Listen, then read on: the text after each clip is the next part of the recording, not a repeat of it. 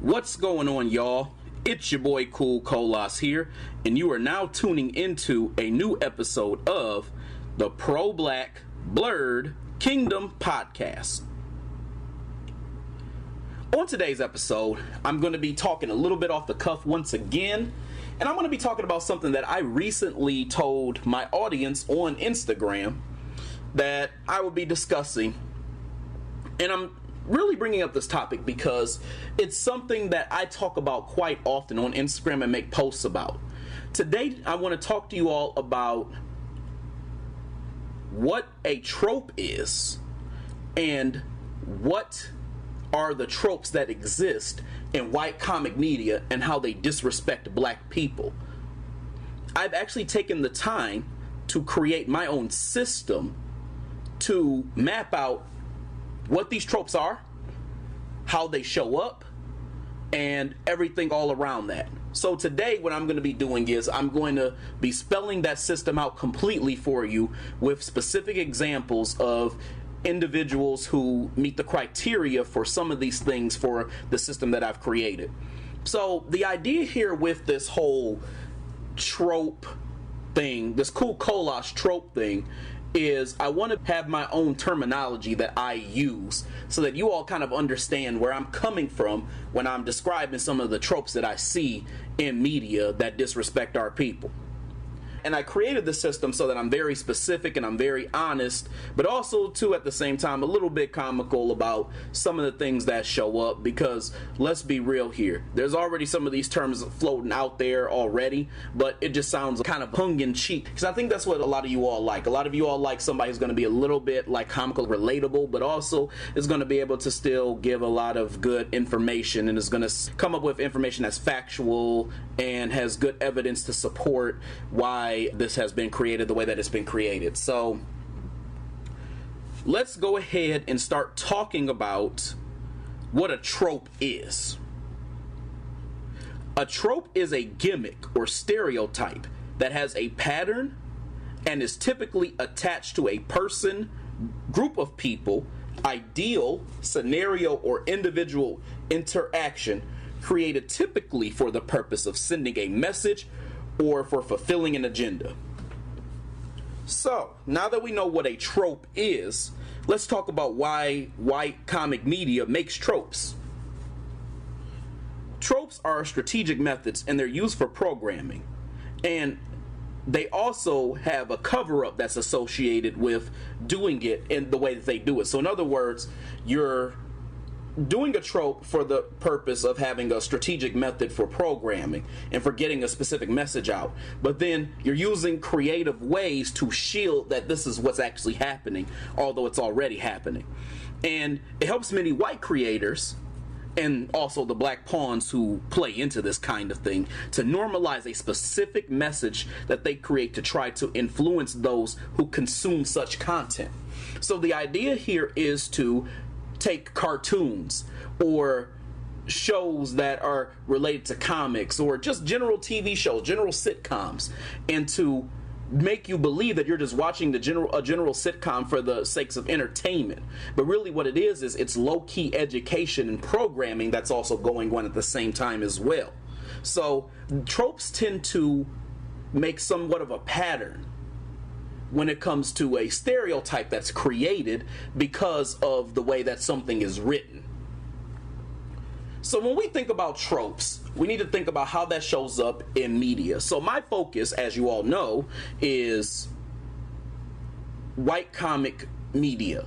But I also talk a little bit about regular media. So this should be able to cover such bases on both ends. So when we think about a trope, we have to think about the different categories of tropes that actually exist.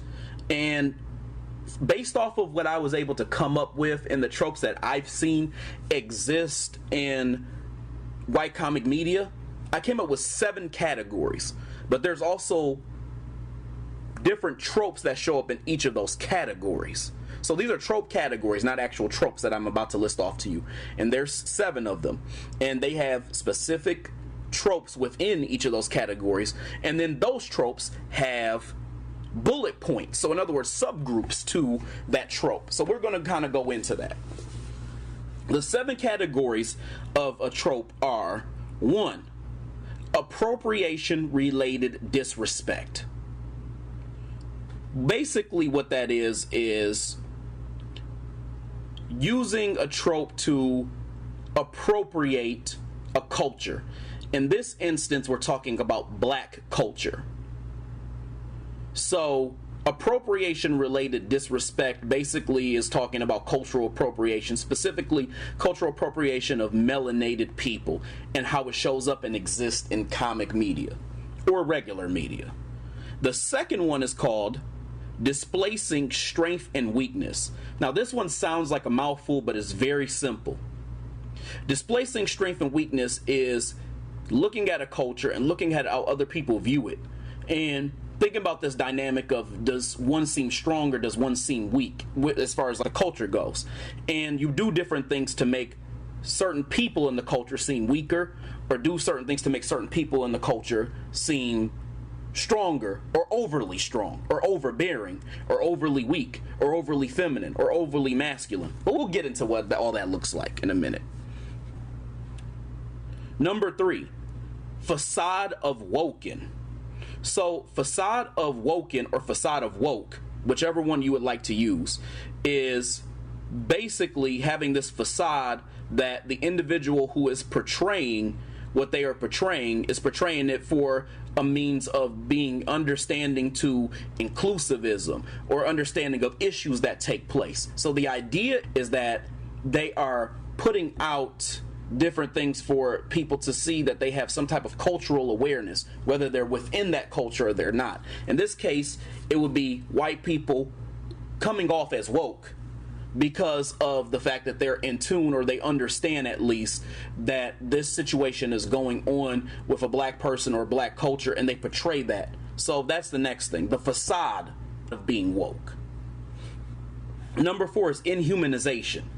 Inhumanization is having something or someone within a culture that is human, but you make them almost not human in a way. So this is a way to disrespect a culture. This is a way to basically say, hey, we don't want to show who you are as a culture, so we're going to proxy you and show you in as something else that's not human.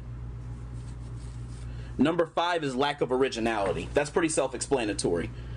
In other words, this category is based on one's lack of being able to do something that's different. So in other words, you do this exact same thing without even making an effort to show some type of diversity in the way that the culture is portrayed. In this case, the way black culture is portrayed. Number 6, master and slave. This one sounds very, very intense, but it's very, very simple.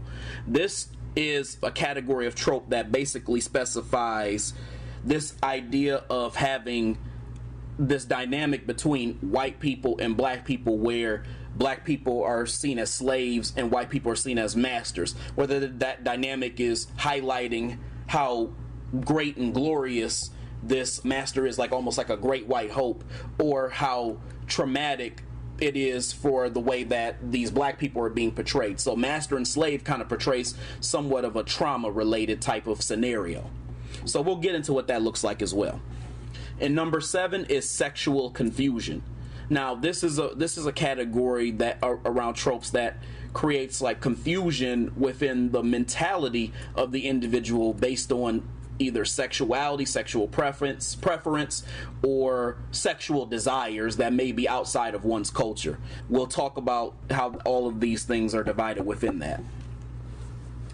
Now, I want to give one disclaimer before I start getting really intricate and really digging deep into these different tropes. And the disclaimer here is that although the way that I'm speaking about tropes is as if it's disrespectful to black people from white comic media, but I want to make it clear that the basic idea of a trope itself is inherently neutral. So it's not necessarily a bad thing. As a matter of fact, it's not always necessarily negative that a certain trope may or may not be used. In some cases, it's okay or it's acceptable depending on how the story is being told, depending on who is telling the story, and all these other things. So I want to make it clear that although I'm talking about these tropes in somewhat of a connotation that seems negative because of the way that white people tell black stories, I want to make it clear the idea of a trope itself is not always on its surface bad. Matter of fact, it's mostly neutral. It really mostly just depends on who's telling the story. So let's dive into the first category of trope, which I said was appropriation-related disrespect. As I said previously, this specific trope, or trope category, is basically the idea that one appropriates one's culture and the way that that's actually done in media. And specifically, I'm talking about comic media, but also in regular media as well, too. So the first actual trope that exists within this category, appropriation-related disrespect, is what I call the ambiguous black trope. Now, some people have said this in a different way, and they usually say ambiguous brown trope.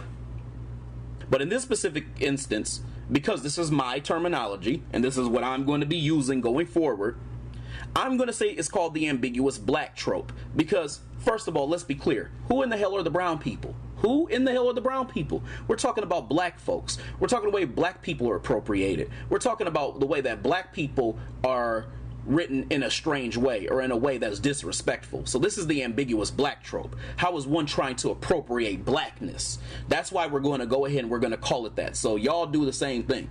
The ambiguous black trope essentially is where a character that is essentially non-black or white is created and showcased in a way where they appear to some extent to either seem like they might not actually be non-black. So in other words, in some instances, they may look like a black person, or some part of them may seem black.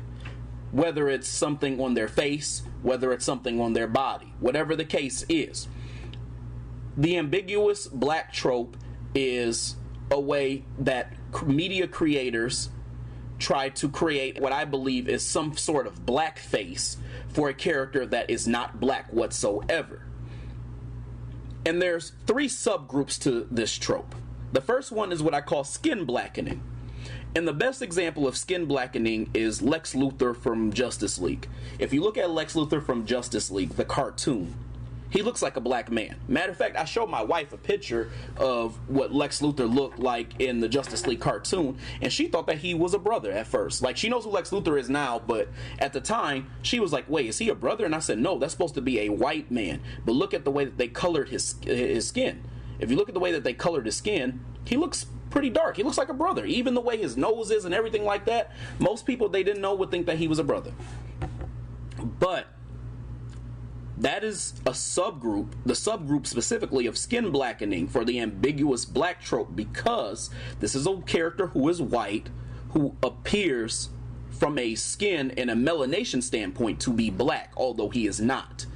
So, again, that's the problem with the ambiguous black trope. The ambiguous black trope is a way for white people to somehow do blackface in media in different ways and different methods. So the second subgroup of the black ambiguous trope is called black hairstyles.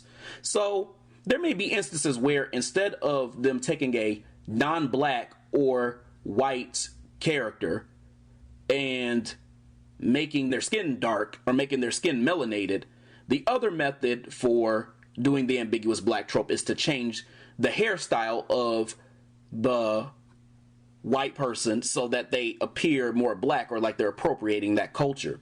So I could think of 2 good examples, and they both were memes, and at first it was kind of funny, but I mean, I think a lot of people kind of caught on to what was going on there as well too. One example is Brother Blood. If you look at his picture, he's a white man, but he almost looks like he has somewhat of a fade. So there's a picture of him that's circulating, and I think somebody even made a meme on it, and they said, why does Brother Blood have like the best fade of like I think it came out in 2019. But anyway, so it's clear that this guy is not black. The character is not black, but he has like this fade that makes him look like he's a brother. when he had this look like he was a brother with a fade. This was on Teen Titans The Judas Contract, which is a DC animated film. But anyway, if you go and you look at the picture of Brother Blood, he looks like a brother because of his hairstyle. He has this fade, you know, his hair is lined up really nicely and stuff like that, and he has a short hairstyle, and it kind of looks like that. And the way that they actually tinted his skin even a little bit to a certain extent makes you kind of thrown off, where you're like, oh, I don't know where they were trying to go with that character and his look. So that's another thing. The other example for the black hairstyles is Norman Osborn, who is supposed to be Green Goblin from Spider-Man. Everybody's seen the meme. Everybody's seen it where like it looked like homie's waves are spinning and stuff like that, and everybody's talking about it. And every single iteration that they have of him, his hair looks extremely wavy, as if like this dude was brushing them butters 24/7 or something. He was wolfing like a motherfucker something. Like his hair just looked real wavy. It looked like he was brushing the hell out of his head, you know? So I feel like a lot of people have seen that meme, and a lot of people have made like jokes, and they're like, look at him, he got the best waves ever, the waves are swimming, they're making me seasick. You get people making all types of jokes about it. But realistically, if we're like talking on a serious note, that would be an example of the ambiguous black trope, because look at them, they're taking a black hairstyle that we know most brothers to have if they have short hair, and they're putting on a man who is white. The third subgroup of the ambiguous black trope is called black-bodied. A big example of black-bodied would be Mrs. Incredible. If you look at Mrs. Incredible, I mean, let's be real, she got some yams. I mean, she has yams for days. I mean, look at that ass. It's really big. It kind of looks like the ass that you would see on a sister. Let's be clear. You don't see a lot of white women, and that doesn't mean all white women aren't shapely like that. I'm not trying to say that. But if you look at most white women, they're not shaped like how Mrs. Incredible was. The way that she's shaped, it almost comes off, again, like she was designed to have the body of a sister, of a black woman, because a lot of black women are curvaceous. And again, that's not even saying that all black women are curvaceous, but there are so many sisters who are. So for them to put that type of body on a white woman like that is them kind of appropriating the way that a sister may look. And we've seen other forms of appropriation that have existed like that before in other spaces, but that's the best example that I can think of at this moment that would kind of give you that idea of what I mean by black-bodied. Now, the second trope that exists in the category of appropriation-related disrespect is the whitewashing trope. So this is somewhat of the reverse of what I just talked about. So in other words, instead of taking a white character or a non-black character and changing certain features to make them appear more black, in the whitewashing trope, what you do is you take a black character and you do certain things to make them look more non-black. And we're going to talk about the subgroups that exist here. The first one is what I call colorism or hidden beautification. So, I told you my feelings on colorism, what I thought about it and whatnot, but let's talk about how it shows up in media and how it shows up in the whitewashing trope. The biggest example that I can think of two, and they're equally big in my opinion, is the first one is Nicole on Raising Dion. If you look at Nicole from the comics in Raising Dion, she appears to be either a brown to darker skin Afro-Latina or a brown to darker skin black woman. It's not really clear what they were going for but either way, she was darker than what you see there. What you see now is, and this is no disrespect to the actress Alicia Wainwright, who I believe is the name of the actress who plays Nicole on Raising Dion, or played it because now it's canceled. But if you look at her, she's a beautiful mixed queen. She's a beautiful mixed queen. She is very light-skinned, and she has very curly hair, and she doesn't have like the typical features that you might see on a sister as far as like facial features. And maybe she is like all the way black, but regardless, the point that I'm trying to make is that if you look at her skin tone, it's very light. So whether she's a mixed queen, because that's what she appears to be, or that's what she appears like, or she's like a sister who is very light-skinned, then it's clear to me that the goal was just to make her lighter. The goal is to make that character lighter. And in a certain way, because there's so many sisters they could have had play, you know, Nicole. And I think I may have said this in another podcast episode. There's so many sisters who could have, like, played that character. But, like, think about, like, DeWanda Wise, she would have been perfect for that role, or somebody like that. But the point I'm trying to make, though, is that if you look at Nicole, you know, she's lighter complected. And even if you look at season 2 of Raising Dion, there was a moment where she was talking with this other black woman, this other queen, who was darker skinned. She was brown to darker skin. She was like the mother of one of, like, the people, one of the kids who had powers. Like, it was a girl who had powers. Her daughter had powers.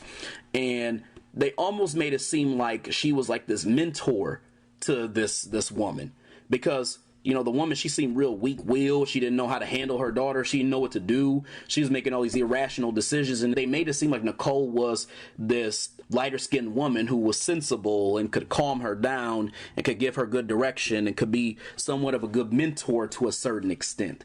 So that's why I said I felt like that was showing that trope a bit, like the scene where Nicole was speaking with the sister and how she was trying to basically get her together. They had this lighter skinned sister explain to this darker skinned sister that if you ever need help how to deal with kids who are powerful and all this other stuff, then you can come to me, because she didn't know what the hell to do, because she was moving all types of ways. But the other example of this specific subgroup would be Stagecoach Mary, who was in the movie The Harder They Fall. So in this specific example, and I won't go into too much detail, I'm not going to go into a whole lot of detail on a lot of these examples, because really, I'm going to be honest with you, you all can look this up for yourselves. Stagecoach Mary was a good example for this trope, because what they try to do in some instances of media is they try to take a character who is extremely light-skinned, or at least beautiful light-skinned sister. In this case, they got Zazie Beetz, who is gorgeous. Let's be real. Everybody knows that she is very, very beautiful. And they used her as Stagecoach Mary, when we all know that the real Stagecoach Mary, because she was a real person, was a burly, darker-skinned black woman. And the reason why that's problematic is because, to me, that's somewhat of a beautification type of thing.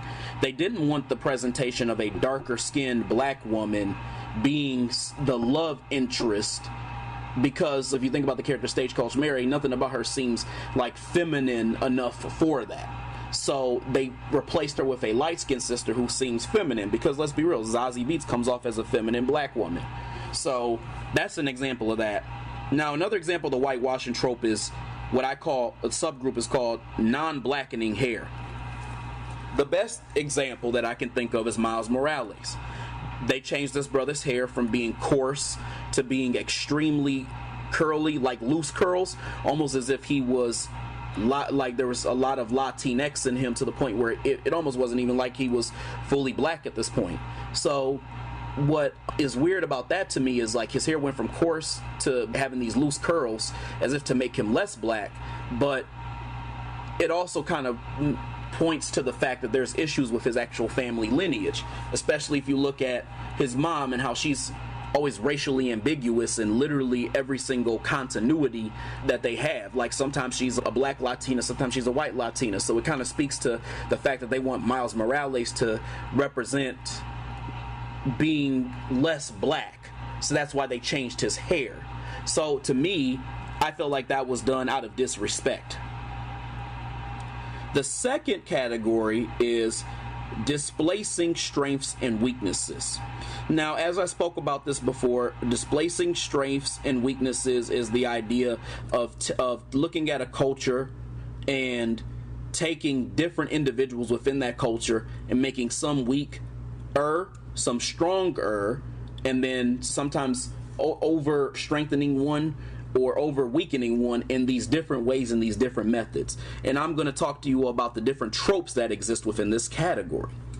The first one is what I call black tech support. How black tech support works is you take a nerd, this is specifically a black nerd that exists on a show, and you make them weak-willed or you make them passive, or you make them not really that much of a fighter. You make them more of a lover than a fighter, or they're usually quirky, or they usually are easily dismissed by the other characters, or they're usually weak-willed. They're just characters that can just easily get run over because they rather have them like fucking with some gadgets than them fighting in the field. So this happens a lot in white comic media. So the subgroup that I would have for the black tech support would be what I call the weak nerd. And I just described what that looks like.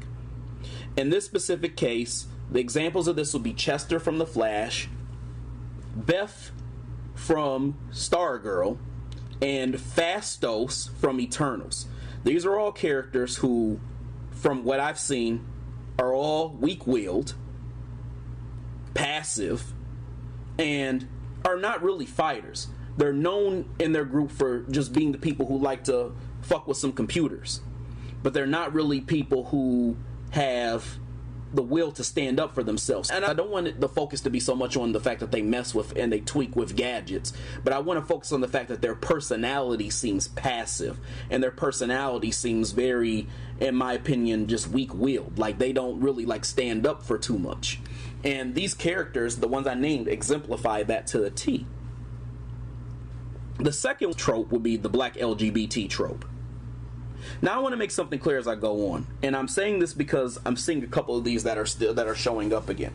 But some of these actual tropes are going to exist in a few categories, and the reason why they exist in a few categories is because some of their subgroups are different within those categories. So I want to make that clear as we're going through this. So going back, black LGBT trope. That's another one that deals with displacing strengths and weaknesses. The first subgroup of that is presenting homosexuality as weak. The best example of that is Phastos. Phastos was presented as weak in nearly every single way in the movie Eternals. I mean, this dude didn't even want to go and really be eternal. He wanted to live on Earth and do him and be with his husband and his kids and all types of stuff. And then they put the brother with and even after they made him, LGBT, they put him with a non-black dude. Then on top of that too, that his powers, they made him tech support, they made him weak-willed, and they made it where, like, even when he was fighting one of the villains, I mean, he could barely even hold him off, and he's like a big, burly black guy. They just made it seem like this big, this is why it was so bad. They made this big, burly black dude seem like he was just a big old teddy bear, like he was a big softie. And really, a lot of that did center around his sexuality, if I'm going to be totally honest with you, because they made it a point to talk about how important it was to emphasize that this character was gay. So it really was around that, if you think about it. Now, obviously, some parts of it were that, he was a nerd as well too. So they're kind of mixing the LGBT in with the nerd. So that also doesn't help. But for the most part, they use his sexuality, and the reason why I say his sexuality is because he focused on wanting to have a family, and he focused on wanting to be on Earth and not really being an eternal, almost as if he transcended his original job to be an eternal, just to have a family, like an LGBT family. So that's why I say that I feel like the LGBT thing is what made him seem weak-willed and just weak in his values when it came to being an eternal. The second example, the second subgroup would be what I call buck breaking. Now, buck breaking, if you all don't know, is basically taking a buck, which is a very, very strong individual. In this case, it's usually a male, a black male who's very strong, and breaking him down. And if you look at slavery times, that was sexually, they raped him. And an example of this subgroup of buck breaking is, and this is going to kind of go off the grid of the whole comic thing. We're just going into straight media at this point. In the show P-Valley, Lil Murda and Teak, Big Teak, whatever you want to call him, in season 2 of P-Valley is the best example of this. You got two men who are supposed to be portraying masculine energy, who are openly showing the world in this show that they're having sex, and he's literally, and Lil Murda's basically pillaging Big Teak in the ass so that everybody can see. So that's an example of buck breaking. You see the two men who are supposed to be masculine, because these both are masculine men. Now, you know, Uncle Cliff on P-Valley, he's kind of feminine, so like he's different. But in this example, there were two men who were supposed to be, or supposed to portray this role of being masculine, and one of them is basically buck breaking the other one by showing the world that he's basically doing him in the butt. So that's why I would say buck breaking is another trope. And this is something that I think is going to start showing up a little bit more, but it's going to sound offensive if I keep calling it that, but it's something I've been seeing. So this subgroup is very recent. That's all I'm saying. The next trope in displacing strengths and weaknesses is the black sidekick trope. This one's very simple and it has no subgroups. Examples of this are Diggle, War Machine, Sam Wilson, and even Joe from The Flash. People like that are great examples of the black sidekick. Self-explanatory. They're always second to the hero, and usually they're second, and the main hero who they're second to is typically white. They are typically white, and that's what makes this a thing of them looking weak. They look weak because they look like they're subordinate to that person who is the main hero, as if they're not as strong. So now this black person who's always put in this sidekick role is always seen as somewhat of an underdog, someone who could not be able to get everything fully accomplished unless for the interference of the main hero. So that's what I mean by the black sidekick trope. I could go on and on, but that's another trope. The next trope, and this is the fourth trope, because there's a lot in displacing strengths and weaknesses, because this is a big focus for white supremacy. I want to make that clear. White supremacists love to take and pick apart parts of black culture and make certain ones look weak, certain ones look strong, and do it in all the wrong places on purpose. Number 4 within this category is the black male victim trope. Now, this one seems kind of uncommon, but it does tend to happen sometimes. And I'm going to show you a couple different places where it does exist, or where it could have existed. The first subgroup is what I call the unthreatening black man, or you can also call it the silly or smiling black man. An example of this, and this is for anybody who's paid attention to the Ray Fisher situation with Warner Brothers and all that, with, who played Cyborg, played Cyborg on Justice League. He's a great example of the silly or smiling black man. And the reason why I'm going to say he would have been a good example. He would have been a good example because in the movie Cyborg, what they wanted him to do is to say booyah like the character Cyborg typically did in other continuities. That was his catchphrase, that was his tagline. And they wanted him, Ray Fisher, to do that as well too. And so he wasn't really with that because his feeling was, well, all the other characters that are in the Justice League aren't using catchphrases or doing little whimsical things to come off cool or to catch pops with people. So he didn't feel like his character should have to do that either. He wanted his character to be taken very seriously. And that's why he didn't want to do that, although Cyborg's catchphrase was booyah. He also made the argument, and this brother was actually making good arguments in my point. The other point that he wanted to make was that when Cyborg said booyah, it was in continuities where there was somewhat of a less serious tone. Like, for example, in Teen Titans, where he said booyah quite a bit. So the reason why he falls into this trope is because it's this idea of, white media creators wanting the black man. So this is a black man thing specifically. I think black women can fall under this too if you don't want to present an angry black woman. But I think the black man thing is a little worse, and I'm going to explain what I mean by that. I think that sometimes the angry black woman thing could kind of get thrown into this idea of people glorifying it because she comes off as strong and whatnot. But a black man who comes off angry all the time is going to pretty much every time come off as a threat. So the idea that they're trying to make this black man smile and not seem threatening is somewhat of a trope. And the reason why I named this as a trope is because by making a character like Cyborg kind of silly or jokey and to say things like booyah is to make him seem like he's the fun and the safe Negro.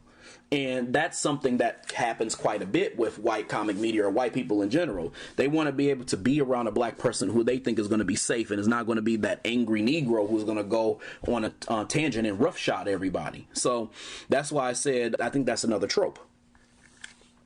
The next one is the scapegoated victim. That's the next subgroup in the black male victim trope. The scapegoated victim. An example of that would be Eddie Murphy from Coming to America 2. I mean, this brother was trying to make all of these decisions and found out he had a kid and all this other stuff, and everybody just wanted to sit and browbeat this man the whole damn movie. Every decision he made, every time he turned, he couldn't even eat, piss, or shit without somebody making a comment. It's this idea of basically taking a black man or a black character who was a male, which is, I guess, the same thing as a black man. Black character who's a male, black man, who they can make the villain, even if what they're doing is not villainous. And they find a way to microanalyze this man where they show that he deserves extra punishment throughout the entire movie just because he's a black man. So that is a thing that actually shows up as well too, and that's why I put that under the black male victim trope. You got a black man who's made to be somewhat of an oppressor, or made to be somewhat of a villain, or made to be just somewhat of a tyrant, just because he makes a decision that other people might not agree with, or he makes a decision that other people might not like, or even if he makes a wrong decision, and then they just browbeat him the entire movie, or the entire show, or the entire whatever. So the example is that. Another good example is Alex Wilder from the show Runaways. He's another example of that. Alex Wilder was made to seem like this cold, calculating, and evil boy who didn't feel, didn't express his feelings to the team and all this other stuff, and all they did was whine and use this man, or use this boy, and do all this greasy stuff, especially Chase's bitch ass. They would sit there and they would just talk greasy to Alex 24/7 on the show. And then when he finally did pop off on them in season 3, he was about to take over everything. Everybody was like, oh my God, that Alex, we always knew something was wrong with him. No, y'all was treating him like trash. And then, like, what's his name? Nico, the little Asian chick, had cheated on him with a girl. So this dude had every right to be pissed. Y'all all used him. Y'all do nothing but browbeat him all the time. And then, like, his girl, like, cheated on him with another girl, and he had to sit there and just witness that and take that whole time. So that's another example. They take a black man, or in this case, a black boy, and they just browbeat him just because he's there. The next part of the displacing strengths and weaknesses category is the fifth one is the strong black woman trope. Now this, in my opinion, is broken down into 2 different categories. The first one is the mannish dark-skinned sister. The best example of this is Amanda Waller. This is pretty self-explanatory. You take a dark-skinned queen and you make her look burly or mannish or not feminine, or make her look rough, and then she's cold and she's unfeeling and she's just like, nothing about her is anything that a man would just even desire. And Amanda Waller is the best example of this trope. The second one is what I call the angry black woman. I put that in the strong black woman trope because sometimes what they do is they take a black woman, they make them look undesirable by making them very angry and vicious, like almost beyond being kind of feisty and sassy, but just being totally vicious and having nothing but vitriol the whole time that they're functioning in this show or movie or whatever it is. The best example of this is Lynn from Black Lightning. If you look at Lynn, all she did was just fuss and argue and cause strife and chaos for Jefferson 24/7. She couldn't even allow herself to be feminine around this man, and he was actually a masculine black man, and all she did was cause arguments and chaos and all types of stuff that was unnecessary. And she was a junkie, and she was an asshole. Like, everything about her was just ugh. And she was always angry, and she was jealous. She was always super angry. And so she's the best example because she was always causing strife for the family, for the Pierce family. The 6th example in this one, I told you it was long. The 6th example is what I call the black infantile trope. This one is pretty complicated because a lot of people don't really see this one coming. The black infantile trope is when you take a black character if you take a black character and you make them look weak. So in this case, you make them look weak by basically putting them in like some type of teeny bopper group or putting them in some type of like young role, or putting them in some type of young group, or some shit like that. And examples of this are like Cyborg, Bumblebee, Aqualad, Hotspot, and characters like that. The reason why I'm naming all these characters is because if you look at shows like Teen Titans and even shows like Young Justice, you see more black characters on shows like that than you do on almost any other show that you watch. And you have to sit there and think, why are there so many black characters in a group like Teen Titans, or different Teen Titans all over? Like, why is that a thing? Because you also got Kid Flash. He's now black as well too. So it's like, okay, so now there's like Kid Flash. He's called Kid Flash, of course. Kid Flash. You got Cyborg. You know, you got Hotspot. You got Bumblebee. You got Aqualad. And you're sitting there and you're thinking like, why are all these black folks teens? The reason why I feel that that is done is by making them and putting them into these teen groups. You're infantilizing them as if like maybe they're not ready for the big leagues. Maybe they're not ready to be that superhero in the same way that Batman is ready, in the same way that Superman is ready, the same way that, you know, all these major characters are ready. So the black infantile trope is basically taking a black character and putting them in a teeny bopper group, as I said before, and basically making them seem like they are not ready or not fit quite yet to be a superhero in the big leagues, like the big time ones. Now again, I want to review this one because there was a lot here. Tech support trope is there to make a black character, male or female, doesn't matter, to make them look more weak. The black LGBT trope is there to make a black, typically male character look weak. The black sidekick trope is there to make a black character, male or female, doesn't matter, make them look weak. The black male victim trope is there to make a black male look weak. The strong black woman trope is there to make a black woman look strong. And the black infantile trope is there to make a black character, male or female, look weak. So I want to make it clear that that's what's going on there, how it's being displaced. Sorry, y'all. I actually forgot to include one of the tropes that exist in the displacement of strength and weakness category. So the seventh and final of that group is what I call the black brute trope. So with the black brute trope, how that works is you have a character that is, for the most part, a black male, and they get put into this role where they come off as overbearing or threatening or as some type of monster. And this can be translated in a few different ways, in a few different subtopics. The first one is what I call the black bully. So the black bully is typically when they show a black character who bullies another character who's typically not black, or they might even be a different sex. They may even be a woman per se, and they mistreat them and are almost somewhat of a minor villain. A lot of times they're a minor villain who comes off just like as a bully who talks a lot of crap but just needs to be put in their place one good time. I see that in so many instances, but one place that I saw it and it was pretty blatant was in the movie Alita. And in Alita, there was a black guy, and I believe his name was Tajan. I think that's how you say his name. This guy was basically a bully to Alita, Tanji. That was his name, Tanji. And Tanji would mistreat her and treat her all weird and all this other stuff. And he essentially was the only black character outside of the character that was played by Mahershala Ali, but he was kind of villainous.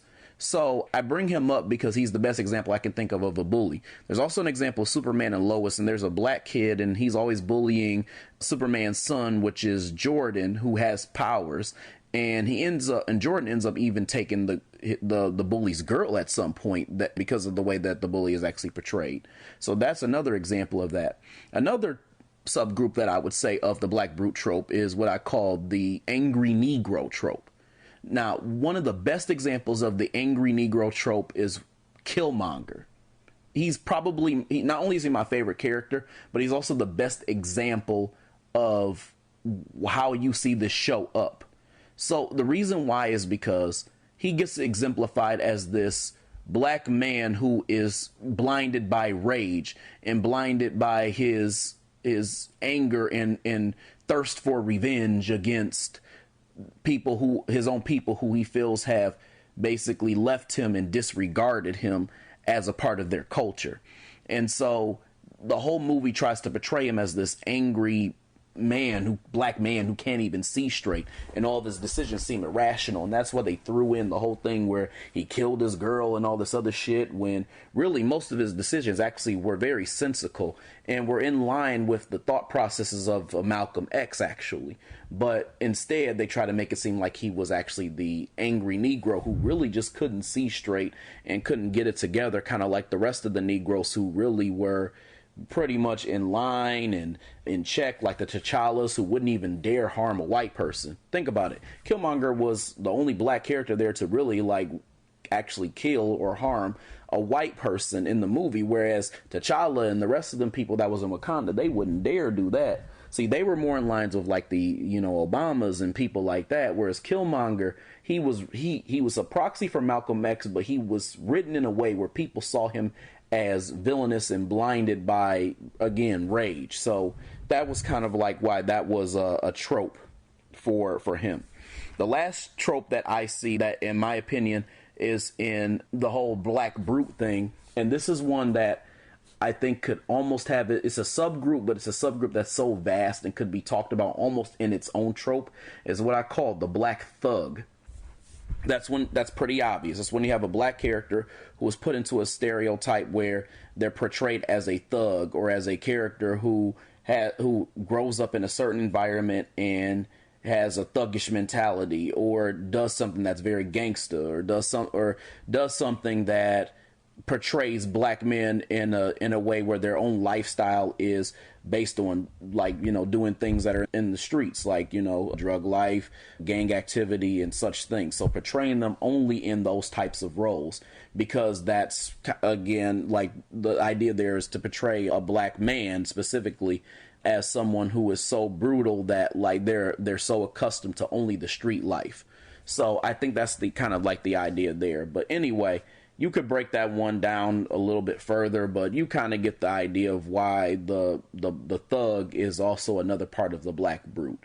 So I just wanted to add that as well too, because I thought that was also important to the trope since we were having this conversation. The third category is called the facade of wokeness.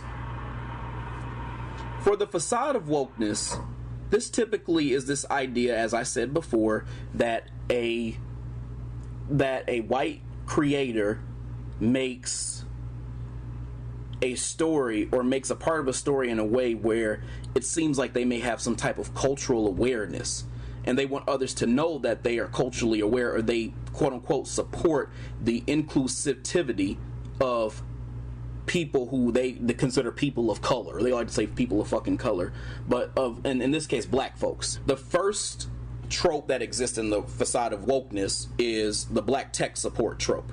Now, this one I just talked about, but this also resides in the facade of wokeness, just like it resided in the displacement of strength and weakness category. And the reason why is because the black tech support has a subgroup in this case, and this is what I call the facade of advanced intellect.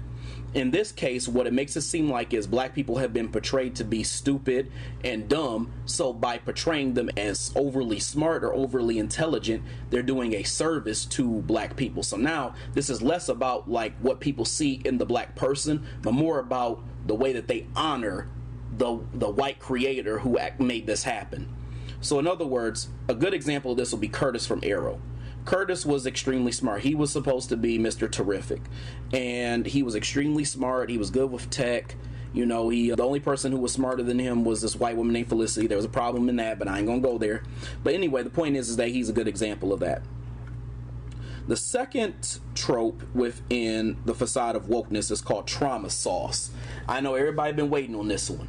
Trauma sauce. That's my term. Most people call it trauma porn, but I call it trauma sauce. Trauma sauce is exactly what it sounds like. A whole pot of trauma-flavored ragu. if you look at Trauma Sauce, it's very clear that the idea there is to portray trauma as if it's something that's tantalizing or something that's endearing or something that one can really like just consume and become like engrossed with and become one with and have their feelings and all these other things with. So there's 3 subcategories for Trauma Sauce in this instance. The first one is police brutality. That's seen often on different shows. Very self-explanatory. The best example is Black Lightning. One of the first episodes is when Jefferson gets pulled over and he uses his lightning to try to shock the hell out of one of the police officers. The second one is forced activism. This is when you see episodes where they devote the entire thing to people marching in the streets for black folks and all this other bullshit. Examples of this would be For Life, the TV show, I don't know if you all have seen it, and Queen Sugar. Now, I went a little bit off the grid on this one. There have been a lot of other shows that have portrayed some type of forced activism as well too, but these are the best examples because they carried it on for so long in at least one season of their shows, of their respective shows. And then the last and the third subgroup of Trauma Sauce is the product of poverty. So the product of poverty basically is showcasing when one sees how people interact because they're in a perilous situation. So a good example of this would be the movie Precious. If you look at the movie Precious, it's very clear that it's all bad all the way around. I mean, think about it. I mean, you got this sister, like this black woman who has been abused, she's been raped, she's been given a sexually transmitted disease, she's still getting abused afterwards, and then there's issues between her and the mom. The mom's abusive, the dad is a rapist, and now she's impregnated with the dad's kids. It's all types of bad stuff. They're living on welfare, all types of bad stuff. So that's an example of that. Like, you're showcasing like what happens when you're in a situation where black people, in this case, are impoverished, and what it's like, and showcasing what it's like living in that. The next one for this category of facade of wokeness is Black LGBT. I told you this one existed in a few places as well. So the subgroups for this are visibility inside black shows in abundance. The other one is visibility in white cinema. So visibility inside black shows in abundance. Examples of that are P-Valley and The Chi. So what that means is, the reason why this gives a facade of wokeness is the idea there is that they're showcasing that black gay people exist, or the idea is to showcase that. I don't believe that's the meaning and why they're doing it, but they're trying to show that black gay people exist and black people in the LGBT community exist, so they over portray it in black shows. And examples of that would be P-Valley and The Chi. And then the second one is visibility in white cinema. So in other words, this is when they portray a black character who's LGBT, but they're not in a show that's known to be mostly black. So whereas the P-Valley and The Chi have a majority black cast, the movie Lightyear has hardly no black people. As a matter of fact, the only black person that they have is LGBT. The fourth category is called inhumanization. I discussed this before. It's basically having a black character but making a point to not show them as a black person, but showing them as something different. So they're transposed as something different.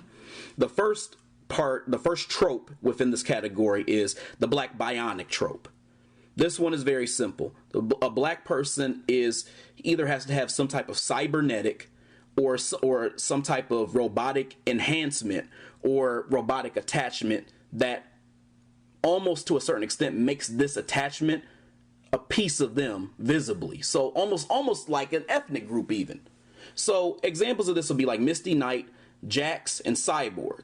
Now, I've talked a lot about the black bionic trope and how sometimes I believe the idea here might be that they're trying to make it seem like a black person may need a little bit more assistance. So you add this quote-unquote robot to them, or robotic side to them, as if they're not like a whole actualized black person that everybody can see. You just add this robotic piece onto them. So that's why you see like Misty is mostly a sister, but like then you see like she also has a cybernetic. Cyborg's the best example because he has so many cybernetics, but then there's like this black piece that you see too. And Jax is another case. Jax from Mortal Kombat. Now, the cyborg thing is so obvious that they even pointed it out in the show Teen Titans. Because there was an episode where Starfire, I believe, she was getting discriminated against by this guy who was supposed to be a hero, and he was treating all the other Teen Titans okay. He just didn't treat her right. And I remember she had a side conversation with Cyborg, and she said, have you ever felt like people treat you differently because of what you are? And he said, yeah, I know what you mean all the time. People treat me differently all the time because I'm... And then I think he said something about him being a robot. I'm like, okay, y'all. You guys made it very obvious there. You're pointing to the fact that he was partially black and partially a robot. So it's almost as if you took the robotic part and made it another ethnic group to almost like displace the amount of black that you saw in Cyborg or in a character that's black. So that's why I said that's an example of the black bionic trope. You take a black character and almost give them robotic enhancement to kind of make them better as a black person. The next one is the animalistic black trope. This is when you have a black character who you know is black, you have seen to be visibly black, and you turn them into an animal throughout whatever you're watching or most of what you're watching, so you don't have to see them as a black person. Best example of this is Princess and the Frog. Very, very simple. You all know why. If you've seen Princess and the Frog, you know exactly why. Tiana, this beautiful sister who, you know, is the star of the show, is the frog for like 70 to 80% of the damn movie. Very, very obvious. The next one is called the pseudo-black trope. Now, this one isn't always bad. This one sometimes can be very cool and very relatable and very creative. So I'm not here to necessarily shit on this one as much as I did on some of these other ones. But at the same time, it's also worth like noting that these things do exist. The first subgroup of the pseudo-black trope is the animal proxy. Animal proxy is something that you should not get confused with animalistic black trope. The first reason why is because animalistic black trope is the idea of seeing a character and knowing that they're black because you've seen them visibly on screen as a black person and they turn them into some type of animal. And animal proxy is where you see this character and they're already an animal and they're only seen as an animal, but some essence or something about them seems kind of black or seems kind of ethnic. The best example of this is Knuckles the Echidna. Very best example. You see Knuckles, everybody thinks Knuckles is a brother. That's why when he was paired with Idris, like Idris was voicing him, everybody was like, man, that was the best match y'all could have gave Knuckles. Everybody felt that way because we knew that Knuckles was black. Knuckles was part of the indigenous people. I made this very, very clear. And that might be one of why Knuckles is one of my favorite characters. But Knuckles is literally a animalistic black person. So that's why I said it's an animal proxy, because we know Knuckles is an echidna. And he's never been shown to be anything except an echidna. But we all know that he has a black essence. That's why it's a proxy. The second one is an alien proxy. So there's animal proxy and there's alien proxy. Alien proxy is when you see a character who appears to be an alien, kind of similar to the animal proxy, appears to be an alien or some type of extraterrestrial being, but is not a black person but has a black essence. Best examples of this are Piccolo, Martian Manhunter, or Pycon from Dragon Ball Z. And the reason why they're the best is because everybody, like when they see them, can look at them and tell something feels ethnic, something feels black about them, something about them like feels like there's some type of racial ties there. But at the same time, they appear to be in the form of, in this case, a Namekian, who is basically a humanoid lizard that lives in a Namek that's in outer space. And Martian Manhunter is clearly a Martian. And they even made it worse by even like making him transform into a black man when he was on Supergirl. They made him transform to a black man than back in the Martian Manhunter. So they made it worse for us. Now we can speculate even more. Or again, Pycon on Dragon Ball Z, who again was another kind of humanoid green character. And I don't know what's up with DBZ and having these like green proxy characters that seem black, but that was like their thing. Anyway, the third one is called humanoid proxy. That's when you got a character who looks just like a human, except they might be green or purple or indigo or whatever the damn color is or whatever, and they just have a black essence, but they just don't appear to be melanated. They don't appear to be like brown, dark brown, light brown, or any of the other like colors that you can be as a black person. But example of this is Skeeter from Doug. Skeeter seems like a black character, but Skeeter's obviously turquoise. The next part of this inhumanization trope, and this is the one that's the most different from the others, is the magical Negro trope. The magical Negro trope is when you have a character who it acts as somewhat of a savior or a godsend to the other characters that are not black on the show because of either their abilities, powers, or the way that they save that character. The best example of this is Jolene in the show Queen's Gambit.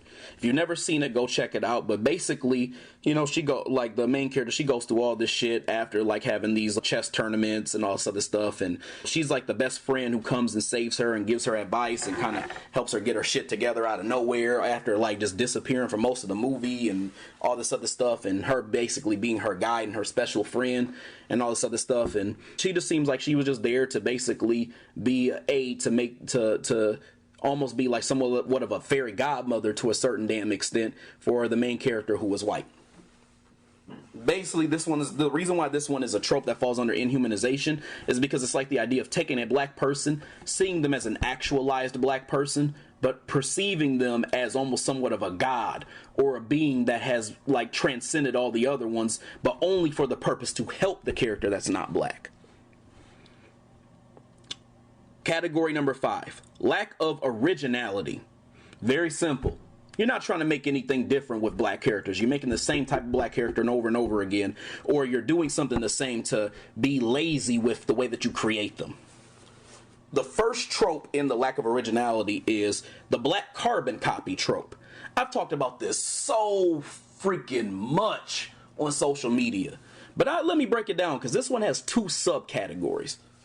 But the black carbon copy trope, before I get into those subs, is basically where you take a black character or take a white character, you copy it, and then you make them black. And there's different ways to do this. 2 specifically. One of them is called race swapping, and the other way is called mantle passing. The way race swapping works is you take a character, it's simply what I just said. You take a character who is white and you just change his skin color.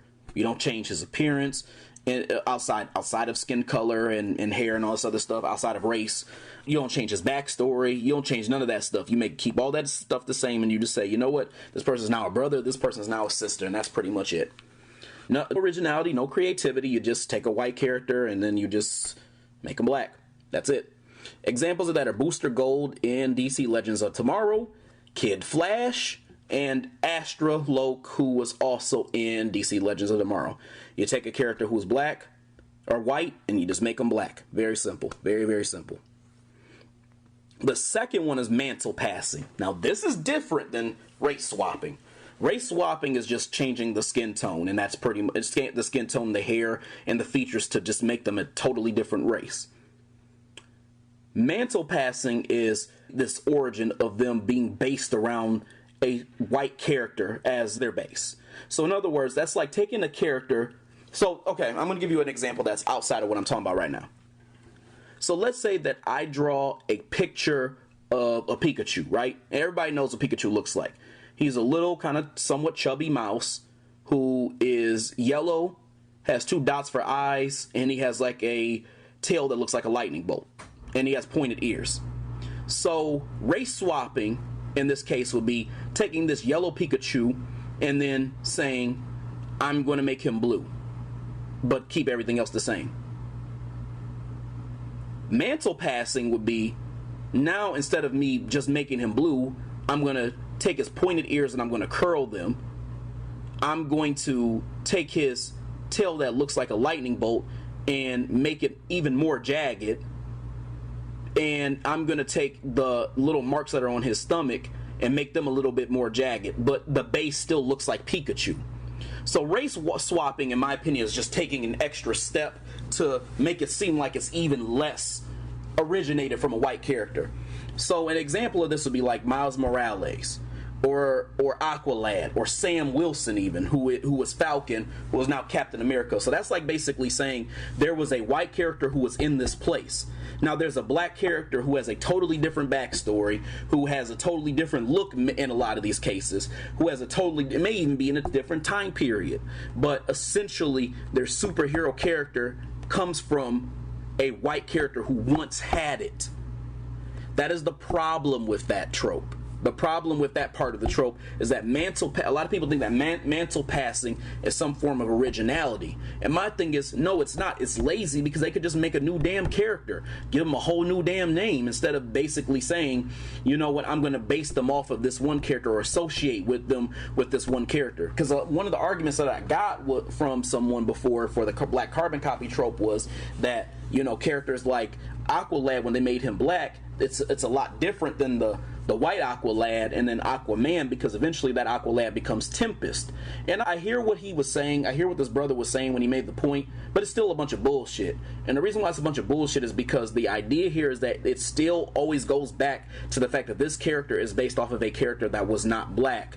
So Aqualad is always going to be based off of a white Aqualad, and even further, he's going to be based off of Aquaman, who was originally white. So it don't matter if you want to call him Tempest or Tempthis or asshole. I don't really give a fuck what you call the nigga.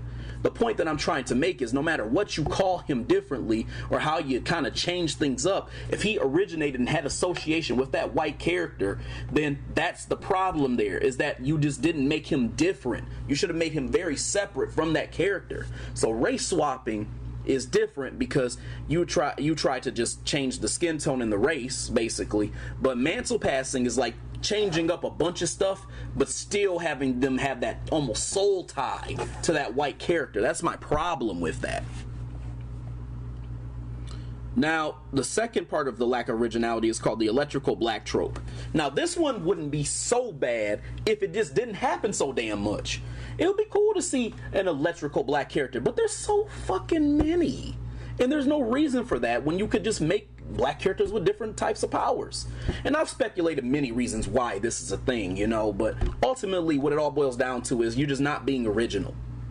So here are the different characters, and I just want to make this clear. This is not every character, but this is a good bit of the ones that show up that are black and they're electric. You got Black Lightning, you got Static Shock, you got Black Vulcan, you got Juice, you got Storm.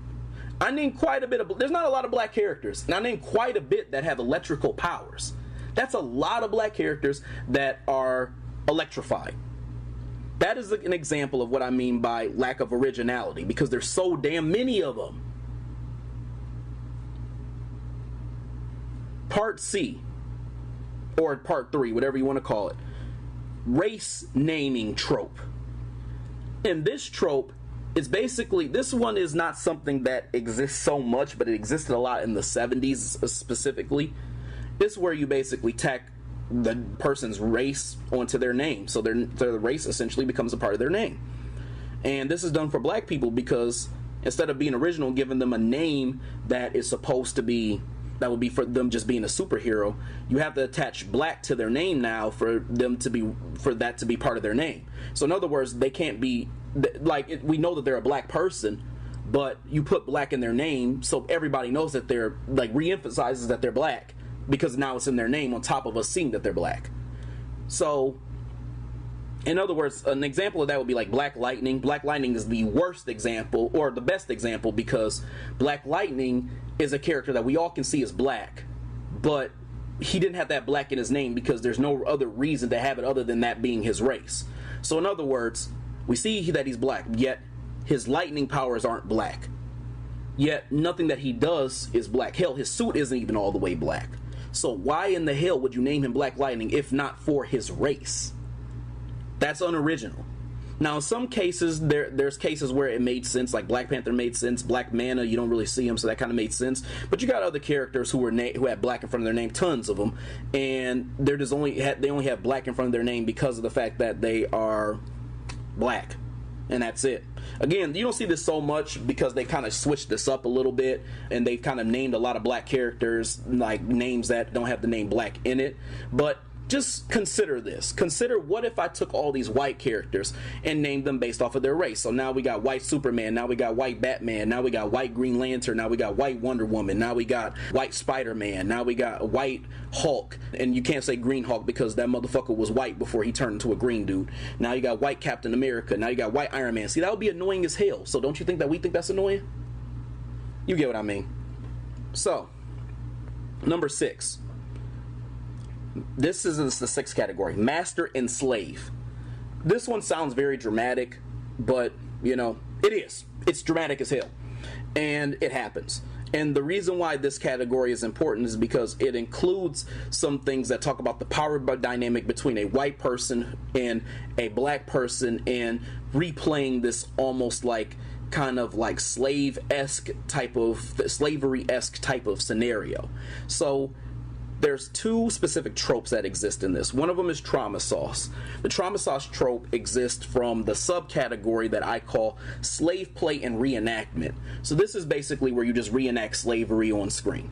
Very, very simple. And it's not to be confused with the whole facade of wokeness type of thing. This is master and slave because it's the idea of kind of repositioning in the minds of black people that this was our history, this was us, and it's just this idea of kind of programming us to believe that this is what we were all about before we were where we are right now. So the best example of this is Color Purple. I mean, very obvious. There's other examples that are out there that would exemplify this as well too, but you get the point. This one's very self-explanatory. The second one is what I call the white saviorism trope. The white saviorism trope is when you basically take a white character and you make them a godsend for all the black characters. And that's why this is part of master and slave. It's almost like you got all these weak-willed black people that don't know what the fuck to do. They're losing their damn minds. Like they just can't function. They can't sleep. They can't eat. They can't do shit. But the white person who was inserted in there puts all the shit together and gives them all good. And a great example of this is Peter Gamby and Black Lightning. They relied on this man Peter Gamby way too damn much in Black Lightning for all of them to be as powerful as they were. They really didn't need that man as much as they tried to make it seem like they did. And they make him so important to this idea of kind of keeping the family glued in different ways, and being a voice of reason, and being a voice of being able to give them the technology and the things that they needed to be able to succeed, and all this other stuff. And he gave them mental advice. He was almost a damn therapist. And I'm like, damn, like this dude is basically their damn god. He's the great white hope. He's in the mind of them racist ass white conservatives. He's right next to Trump and shit. But anyway, so that's the next one. The last category, sexual confusion, I've already kind of explained, is confusing one's sexuality to confuse the way that they see things. The first trope would be the black LGBT trope. Pretty self-explanatory. Y'all knew that one was coming up. Subgroup for this one would be sneaking and speculating. Now, let me explain this one because this is real tricky here. So follow me, y'all. Follow me on this one. Sneaking and speculation is when white creators try to sneak a black character into something, whether it's a black series, whether it's a white series, whatever the case is, and they don't necessarily directly make them LGBT, but they do something LGBT-ish to make you assume that that's what they were going for. So examples of them sneaking and having us speculate about this shit would be Jurassic World, when the sister that was in it, that was played by DeWanda Wise, she was talking to the main character who liked Claire, and she's a redhead, played by Bryce Dallas Howard. She's the really pretty white girl with the red hair. Like, he was talking about how he was looking for her and all this other stuff, and he kind of was showing that he has a lot of affection for her. And then the sister, who was played by DeWanda Wise, made a comment. She said, I understand, I like redheads too. Almost as if to somewhat make her admit that she likes redheaded women as well, just like he does. So she understands his pain because of that. So I think that they were trying, from my perspective, they were trying to sneak that in there to show, oh, that might be a sign that she might be LGBT, or at the very least bisexual. But if that's the case, she being bisexual is part of being a part of the LGBT community. So that's why I said, like, that's kind of sneaking right there. Or another example is in Alter Carbon. If you look at the show Alter Carbon, at one point they had like this brother who was helping out Kovac, and he was his sidekick. And he had a family, and so like in the show they had like these different like sleeves, which were like their appearances basically, that people could kind of slip into once something happened to them, like if like their sleeve basically got destroyed or whatever the case was. So he had a wife, and his previous wife, I guess, slipped into a sleeve, or I guess like was put into a new sleeve, and the sleeve that she was put into was that of a white man. So now there's like this image of him finding his wife, but when he sees his wife, it's a white man, and he's kind of like affectionate with this white man and shit. And I'm like, come on, dog, like y'all ain't have to do that. And y'all did it to the brother. Y'all did it to the brother. Y'all are not sneaky. I saw that shit. So in this case, it was so sneaky because this brother wasn't even LGBT or meant to be LGBT, but they threw that shit right in there to kind of create like a little like rift to show, look at this brother kind of being a little affectionate with this white dude. They did that shit on purpose, and I noticed that, and that wasn't cool. But anyway, this trope, this is definitely like this is a serious trope that you should look out for, is when they don't directly tell you someone's LGBT, but they find a way to subliminally sneak that in there so you kind of realize, oh, they might be a little like on the down low, you know? Last one is interracial dating trope. Best example of that is Barry and Iris from The Flash. Second best I can think of is Jessica and Luke. This one's very simple. You basically showcase a black character with somebody who's not black, and you do that in overabundance, so it creates this image for black people that they can basically solve a lot of issues by like loving on people who are outside of their race, encourages people to date outside of their race. I'm not criticizing anybody who does whatsoever. I'm just simply saying that I think that's the trope that they're trying to pull at that point, because and they'll do that in overabundance. And the reason why that's within the category of sexual confusion is because now what you're basically saying is, hey, I'm portraying that it's cool for you to have a desire for people outside of your race and doing it in abundance, so people are more prone to kind of do that in a normalized way. So yeah, that's the last one that I would say exists quite a bit. Anyway, y'all, this has been a long podcast episode. That is my system. I hope all of that makes sense for you, and I hope that you all take some of these tips, these pointers, and you learn something from it and can utilize it, especially when you're watching these different shows and movies, especially when you sit down and you take a look at them, you know, with your kids, and you look and you say, hey, some of these things are going on that Cool Cola said, and you're just sitting there thinking like, you know, I see what he means. You see more examples as you continue to look, and you'll even find things that even I didn't pick out even as I was talking on this episode. So anyway, y'all, again, I hope you enjoyed it, and there'll be a lot more to come, so please stay tuned and check back, because we got a lot of different stuff to discuss. Anyway, I hope y'all have a good day, and I'll talk to y'all soon. Peace.